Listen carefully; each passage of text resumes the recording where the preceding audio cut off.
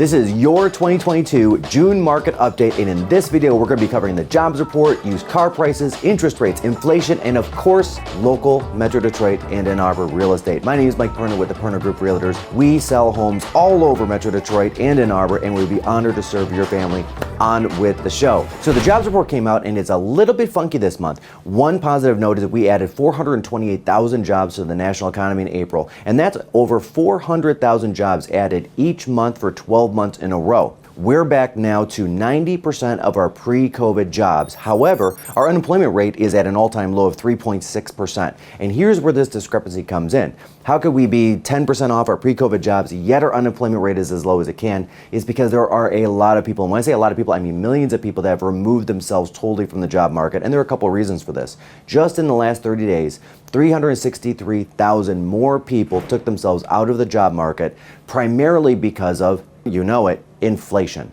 Right now, the cost of working, and there is a cost to it, is actually exceeding the cost of not working. So what is going on is the average job in the United States right now is roughly $48,000. That's what's being offered out.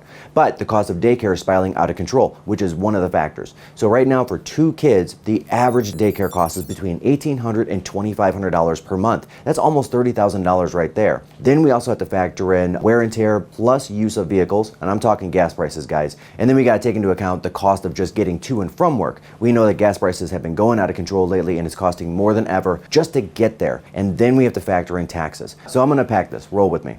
So if we're at $48,000 as far as what somebody's making, let's take out, let's say, $25,000 to $30,000 as far as daycare is involved for two kids, which is the average. So let's call that $30,000. So that's $18,000 left over. Let's say it costs a couple $100 a month to fill up the gas tank. Let's say another $4,000 or $5,000. That's $13,000, and we still have to pay taxes. So a lot of families are looking at this and saying, you know what, we're kind of robbing Peter to pay Paul. We're just going to stay at home and try to provide our kids a better environment, staying home, being with the family, being more connected, and all those things, instead of making just a few $100s a month at most, adding to the family's bottom line. Once wage growth corrects itself just a little bit more over the next 6 months, I think we're going to see 1 to 1 million people add themselves back into the job market as those jobs increase in pay and we start holding steady in inflation, which hasn't happened yet. Preview, but we're going to get there.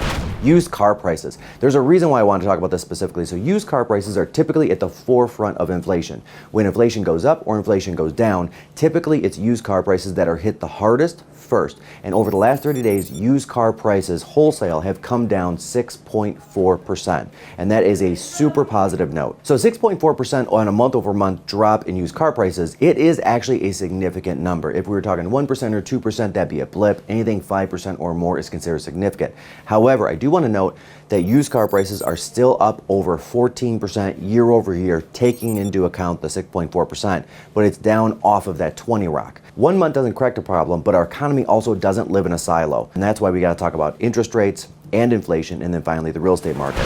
So interest rates, as you know, have been rising, and they're now hovering between 5 and 5.5% versus 2.98% just 12 months ago. 90 days ago, they were 3.25%. And right now they're holding. So Jerome Powell, in his last speech, thankfully said, okay, I think we may have raised rates enough to impact it. So economists were thinking that we would see interest rates somewhere between 6.5% or 7% going into the end of the year of 2022.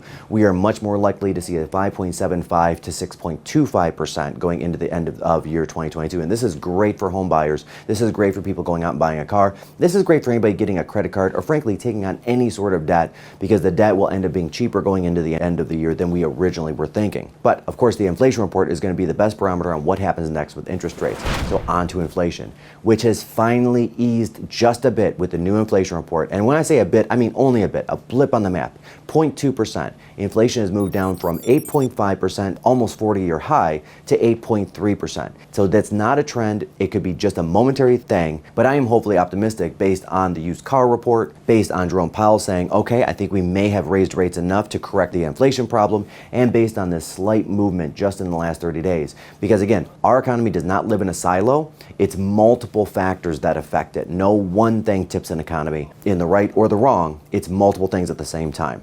And that brings us to housing.